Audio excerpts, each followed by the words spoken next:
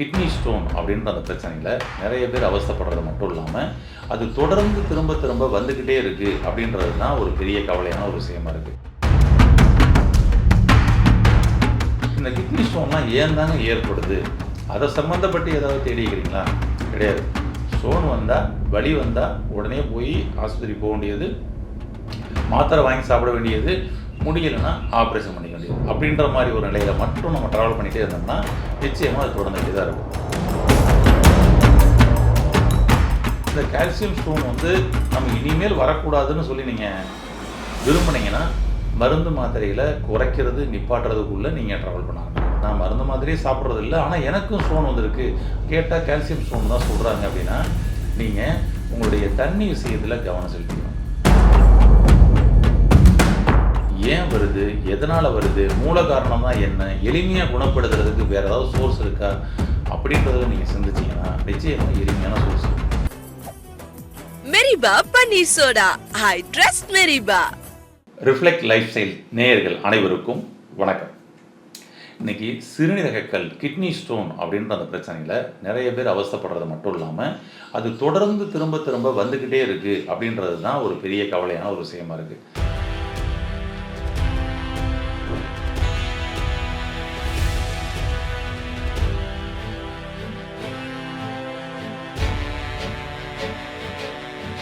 அதாவது ஒருத்தருக்கு kidney stone இருந்தது, அறுவை சிகிச்சை பண்ணிட்டாரு, எடுத்துட்டாரு, 6 மாதம் கழித்து திரும்பவும் கிட்னி ஸ்டோன் இப்படி ஒவ்வொரு முறையும் அறுவை சிகிச்சை பண்ணி எடுக்கணும் அப்படின்னு சொல்லி சொன்னோம்னா உடம்பு என்ன ஆகுறது, கிட்னி என்ன தான் ஆகுறது, சட்னி மாதிரி ஆயிடும் இல்லையா?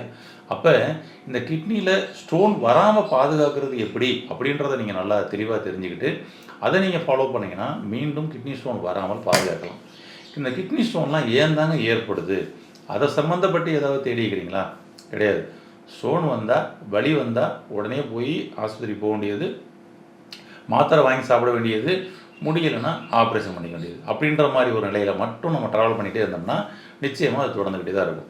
அப்போ ஏன் வருது, எதனால் வருது, மூல காரணம் தான் என்ன, எளிமையாக குணப்படுத்துறதுக்கு வேறு ஏதாவது சோர்ஸ் இருக்கா அப்படின்றதில் நீங்கள் சிந்திச்சிங்கன்னா நிச்சயமாக எளிமையான சோர்ஸ் இருக்குது. பொதுவாக கிட்னி ஸ்டோனில் நிறைய டைப் ஆஃப் ஸ்டோன் இருக்குதுங்க. Calcium stone, sodium stone, calcium phosphate stone, calcium oxalate stone அப்படின்னு சொல்லிட்டு நிறைய வெரைட்டி ஆஃப் ஸ்டோன்ஸ் இருக்குது. இந்த ஸ்டோன்ஸில் எந்த ஸ்டோன்ஸ் உங்களுக்கு வந்திருக்கு, இந்த ஸ்டோன் திரும்ப வராமல் தடுக்கிறதுக்கு நாம் என்ன பண்ணலாம் அப்படின்றதெல்லாம் யோசிக்கணும். பொதுவாக இந்த ஸ்டோன்லாம் ஏன் வருது அப்படின்றத நீங்கள் முதல்ல தெரிஞ்சுக்கணும். கால்சியம் ஸ்டோன் அப்படின்னு சொல்லி சொல்லுவாங்க. இது நம்ம அதிகமாக மருந்து மாத்திரை எடுத்துக்கிட்டு இருக்கிறோம் அப்படின்னா நிச்சயமாக உங்களுக்கு வந்திருக்கிற ஸ்டோன் கால்சியம் ஸ்டோனு தான். பெரும்பாலும் பாருங்கள், தைராய்டுக்காக மருந்து எடுத்துக்கிருக்கவங்க, பிபிக்காக மருந்து எடுத்துக்கிருக்கவங்க, சுகருக்காக மருந்து எடுத்துக்கிருக்கவங்க, இவங்களுக்கெல்லாம் ஸ்டோன் வருதுன்னா அது கால்சியம் ஸ்டோன் தான். அப்போ இந்த கால்சியம் ஸ்டோன் நம்ம இனிமேல் வரக்கூடாதுன்னு சொல்லி நீங்கள் விரும்புனீங்கன்னா மருந்து மாத்திரையில் குறைக்கிறது நிப்பாட்டுறதுக்குள்ளே நீங்கள் ட்ராவல் பண்ண ஆரம்பிக்கணும். ஃபஸ்ட்டு விஷயமே. இப்போ மருந்து மாத்திரையெல்லாம் இல்லைங்க, நான் மருந்து மாத்திரையே சாப்பிட்றது இல்லை, ஆனால் எனக்கும் ஸ்டோன் வந்திருக்கு, கேட்டால் கால்சியம் ஸ்டோன் தான் சொல்கிறாங்க அப்படின்னா நீங்கள் உங்களுடைய தண்ணி விஷயத்தில் கவனம் செலுத்திக்கணும். உங்களுடைய தண்ணி அதனுடைய அடர்த்தி அதிகமாக இருக்குதா அப்படின்றத நீங்கள் செக் பண்ணி பார்க்கணும். பொதுவாக நாம் டிடிஎஸ் செக் பண்ணி பார்ப்போம். அந்த டிடிஎஸில் நார்மலாக ஒரு நல்ல தண்ணி அப்படின்னு சொல்லி சொன்னோம்னா ஒரு 110, 120 இந்த ரேஞ்சில் நமக்கு கிடைக்கும். நல்ல ஒரு கிராம பகுதியிலலாம் இது விடும் பொழுது. ஆமாம், இன்றைக்கி மினரல் வாட்டர்லாம் பார்த்திங்கன்னா வெறும் 25-30 தான் கிடைக்குது. அதனால தான் போன் சம்மந்தப்பட்ட பிரச்சனை பூரா வருது. அது ரெண்டாவது விஷயம். இப்போ நம்ம வீடெலாம் பார்த்திங்கன்னா சிட்டியிலேருந்து கொஞ்சம் அவுட்ராக வேணும்னு சொல்லிட்டு அவுட்ருக்கு போயிட்டோமா, அப்போ பார்த்திங்கன்னா டிடிஎஸ்லாம் 1200, 1500, 2000 அப்படிலாம் கிடைக்குது. அப்போ அதை நீங்கள் பார்த்திங்கன்னா வீட்டில் ஆர்ஓ சிஸ்டம் மூலமாக ரெடி பண்ணால் கூட ஒரு 30 அப்போல்லாம் கொண்டு வர முடியாது. 90, 100, 110 இந்த ரேஞ்ச் தான் கொண்டு வர முடியும். பட் அது ஓகே தான், அப்படியே நம்ம கொண்டு வரல. இப்போ அந்த தண்ணியை, அடர்த்தி அதிகமாக இருக்கக்கூடிய தண்ணியை நம்ம அதிகமாக குடிக்கிறோமா கவனிக்கணும்.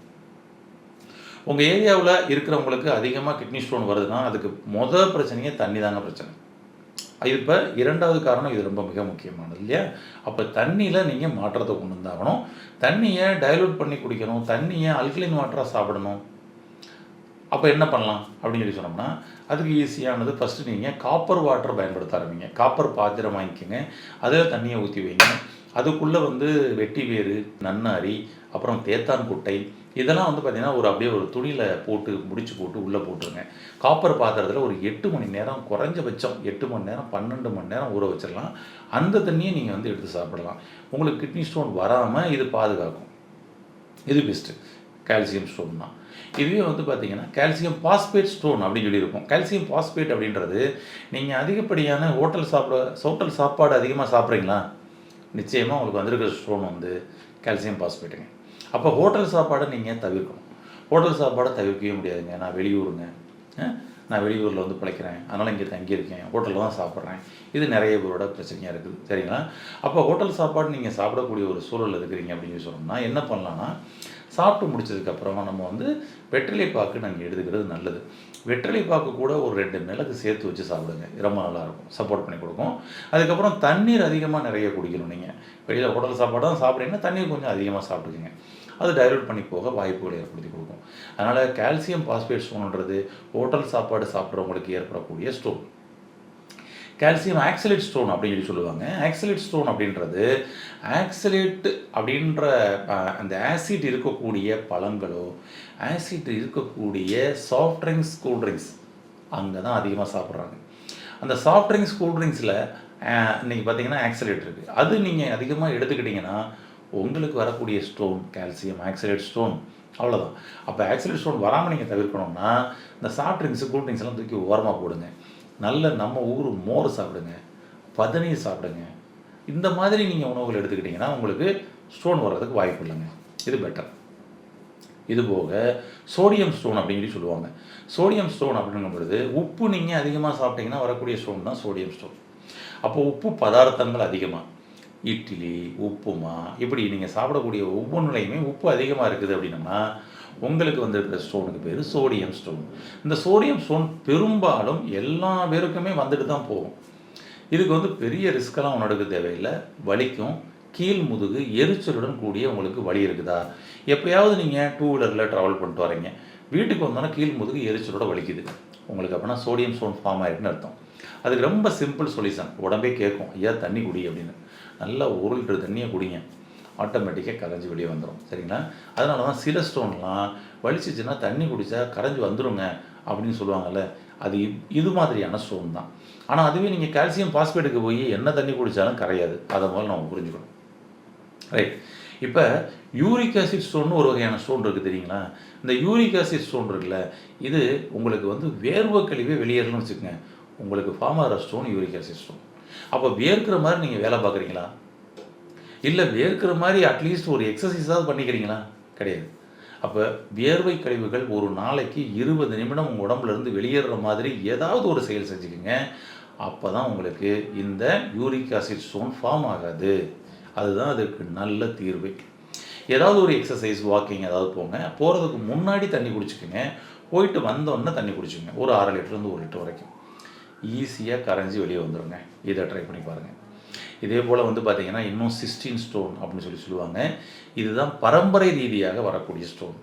அப்பாவுக்கு இருந்துச்சு, அம்மாவுக்கு இருந்துச்சு, அப்பாவோட அண்ணனுக்கு, அப்பாவோட தம்பிக்கு, அப்பாவோட அப்பாவுக்கு, அம்மாவோட அண்ணனுக்கு, அம்மாவோட தம்பிக்கு இப்படிலாம் இருந்துச்சுன்னா கூட உங்களுக்கு ஸ்டோன் வர வாய்ப்பு இருக்கு. ஏன்னா அது பிளட் ரிலேட்டட்ல நமக்கு அந்த எனர்ஜி கம்மியாகி வர்றது. அப்ப பரம்பரை ரீதியாக வரக்கூடிய ஸ்டோன். ஏன்னா ஒரு 10 வயசு குழந்தைக்கு வந்திருக்கும். அது என்ன சாப்பாடு சாப்பிட்டு வந்துச்சு? அதெல்லாம் சிஸ்டீன் ஸ்டோன்ல தான் வகைறாவுல வரும். சரிங்களா? இது போக இன்ஃபெக்ஷன் ஸ்டோன் அப்படிம்பாங்க. உங்களுக்கு ஏதாவது வந்து யூரினரி இன்ஃபெக்ஷன், யூரிட்டர் இன்ஃபெக்ஷன், பிளேடர்ல இன்ஃபெக்ஷனோ அல்லது கிட்னில இன்ஃபெக்ஷனோ இருந்துச்சுன்னா, அப்ப அது தேங்கி அது ஸ்டோனா மாறும். அதுக்கு பேரு இன்ஃபெக்ஷன் ஸ்டோன் அப்படிம்பாங்க. இதெல்லாம் தான் சில ரிப்போர்ட்ஸ்ல வந்து உங்களுக்கு வரும். ஆனா வேறு சில நான் சொன்னதுல பல விஷயங்கள் உங்களுக்கு ரிப்போர்ட்ல வராது. ஒன்லி கால்சியம் கால்சிஃபிகேஷன் அப்படின்னு சொல்லி தான் மட்டும் வரும். அப்ப நீங்க ஸ்டோன வந்து உடைச்சு வெளிய அனுப்பி, அந்த வெளியில எடுத்ததுக்கப்புறம் வந்து ஸ்டோனோட கலர்லாம் பார்த்து, அப்பதான் உங்களால வந்து, ஓ! இந்த ஸ்டோன் தான் அப்படின்னு சொல்லிட்டு வர முடியும். இது பொதுவா இப்ப நம்மளுடைய சிகிச்சை மையத்தில வந்து பார்த்தீங்கன்னா, கிட்னி ஸ்டோன் எடுக்கிறது ஒரு பெரிய ஸ்பெஷாலிட்டி தான். 1லிருந்து ஒரு 3 சிகிச்சைக்குள்ள ஸ்டோன் உடைஞ்சு தூள் தூளா வெளிய வந்துரும். அறுவை சிகிச்சை இல்லாமலே. கால் பாதத்தில சிகிச்சை குடுப்பாங்க. அது மூலமாவே. அது மாதிரியான இயற்கையான சிகிச்சை முறைகள் இன்னைக்கு நெறைய இருக்குது. உங்களுக்கு அருகாமையிலே இருந்ததுன்னா, அத முதல்ல பயன்படுத்தி அதில வெளியேத்திக்கங்க. அதான் பெட்டர். இதுவே வந்து எளிமையான ஒரு டிப்ஸ் வீட்ல உள்ள ஒரு ஹோம் ரெமெடி மூலமா பண்ணி, நாங்க கிட்னி ஸ்டோனா வெளிய எடுக்கணும் அல்லது வலியை போக்கணும் அப்படின்னு நீங்கள் விரும்புனீங்கன்னா அதுக்கு பெஸ்ட்டு வந்து பார்த்தீங்கன்னா கூரைப்பூ வாட்டர் அப்படின்னு சொல்லி சொல்லுவோம். இந்த கூரைப்பூ வாட்டர் ஃபஸ்ட்டு ட்ரை பண்ணி பாருங்கள். ஓகேங்களா? கூரைப்பூ வாட்டர்ன்றது இந்த காப்பு செடி அப்படின்னு சொல்லி சொல்லுவாங்க. இது ஒன்லி கிளென்சிங் தாங்க. கிட்னி, யூரிட்டர், பிளேடர் இந்த ட்ராக்கை கிளென்சிங் பண்ணி கொடுக்கும். அதன் மூலமாக சிறு சிறு துகள்களாக இருக்கக்கூடிய கிட்னி ஸ்டோன்லாம் வெளியே வந்துடும். பெரிய சைஸாக இருக்குதுன்னா உங்கள் அருகாமையில் இருக்கக்கூடிய இயற்கை மருத்துவமனையில் நாடுங்க. சரியான வழிமுறைகளை கடைபிடிங்க. அதுதான் பெஸ்ட். இப்போ ஸ்டோன் எதனால் வந்துச்சு, ஏன் வருது, அதுக்கு சொல்யூஷன் என்ன பண்ணலான்ற சொல்யூஷனும் உங்களுக்கு சொல்லியிருக்கிறேன். இதை மட்டும் ஃபாலோ பண்ணுங்கள். உங்களுக்கு என்ன டைப் ஆஃப் ஸ்டோனாக இருந்தாலும் கிளியர் தான். இந்த சிறுகன் பீலை அப்படின்னு சொல்லி சொல்லுவோம். அதாவது அந்த காப்பு செடி அப்படின்னு சொல்லி சொல்லுவோம், பொங்கல் செடி அப்படின்னு சொல்லுவோம்னா அதுதான். அது தான் நமக்கு வந்து மருத்துவ சொல் வந்து பார்த்திங்கன்னா சிறுகன் பீலை. இந்த சிறுகன் பீலை ஒருவேளை உங்கள் ஏரியாவில் கிடைக்கலன்னா நாட்டு மருந்து கடைகளில் பொடிகளாகவே இன்றைக்கி வந்து கிடைக்குது. அந்த நாட்டு மருந்து கடையில் பொடியாகவே வாங்கி நீங்கள் நல்லா அப்படியே சுடுதண்ணியில் 2 டம்ளர் தண்ணியில் ஒரு ஸ்பூன் போட்டு 1 டம்ளராக அப்படியே வந்து பாயில் பண்ணி அதை மட்டும் காலையில் எம்டி ஸ்டொமக்கில் சாப்பிடுங்க.